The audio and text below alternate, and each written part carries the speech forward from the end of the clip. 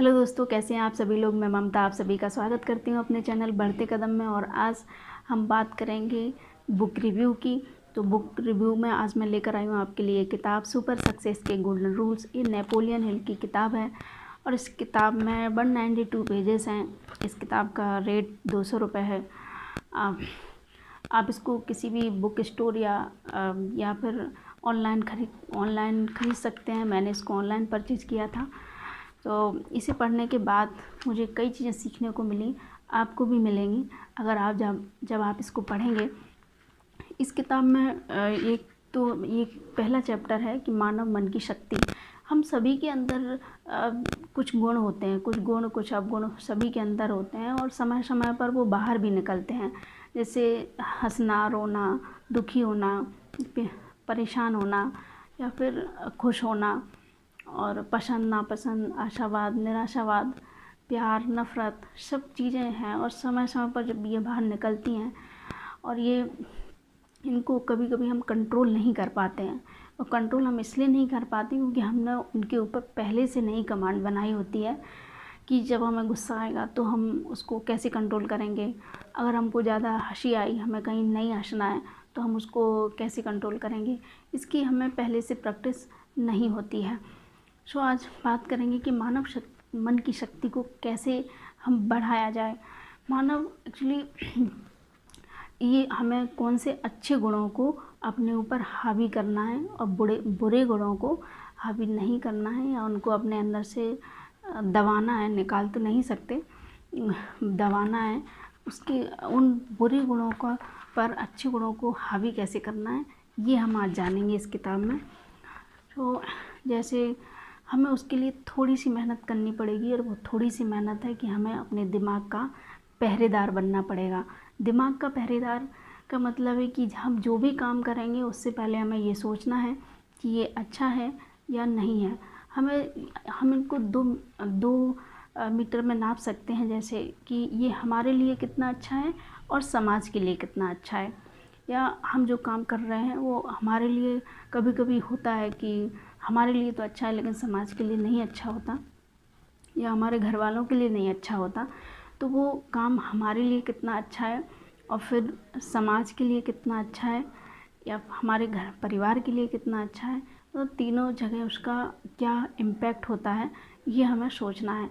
और इसके लिए हमें रोज़ हर पल अपने दिमाग का पहरेदार बनना पड़ेगा कि हमारा दिमाग सोच क्या रहा है, हमारा दिमाग कर क्या रहा है, हमारे दिमाग में विचार कौन से आ रहे हैं।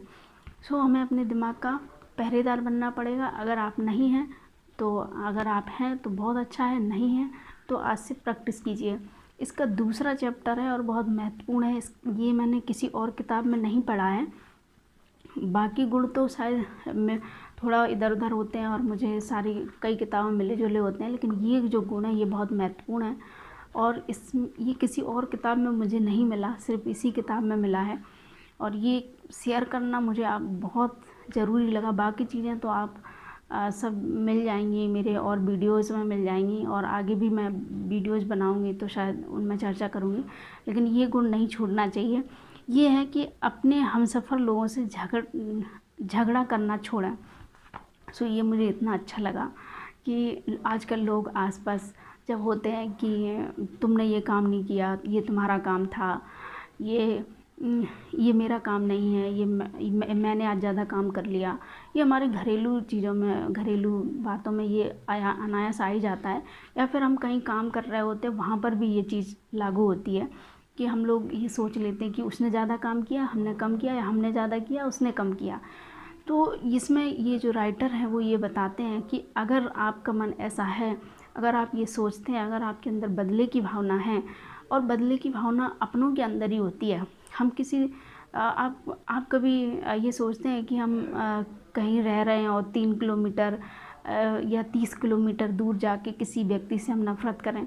हाँ, हम कभी उसकी बुराई कर सकते हैं लेकिन हम उससे नफ़रत नहीं करेंगे कि उससे जाके हम बदले की भावना, ऐसा नहीं है। बदले की भावना हमेशा अपने आसपास के लोगों से या अपने परिवार के लोगों से, अपने लोगों से होती है, वो हमारे अपने होते हैं। तो लेखक इसमें बताते हैं कि जो भी व्यक्ति के अंदर ऐसा नेचर होता है तो वो व्यक्ति अपनी 75% एनर्जी वेस्ट करता है डेली।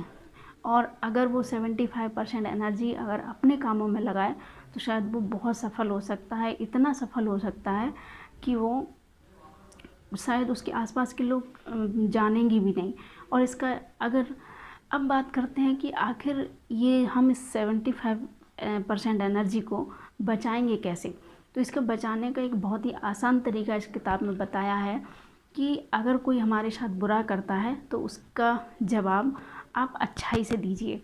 अगर उसने आपसे कोई अपशब्द बोला तो आप उसको ये हर जगह लागू नहीं होगा, लेकिन बहुत हद तक हम अपनी लाइफ में इसको लागू कर सकते हैं कि बुराई का बदला हम अच्छाई से चुका सकते हैं। और जैसे ही हम अगर ये नेचर हमारे अंदर डेवलप हुआ तो शायद हम दुनिया को जीतने में, दुनिया के मतलब लोगों का दिल जीतने में सफल होंगे।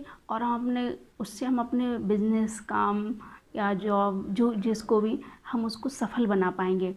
तो ये आज से अगर आप ऐसा करते हैं तो प्लीज़ ऐसा मत करिए। अपनी 75% एनर्जी को बचाइए और आगे बढ़िए, कामयाब बनिए। Thank you so much.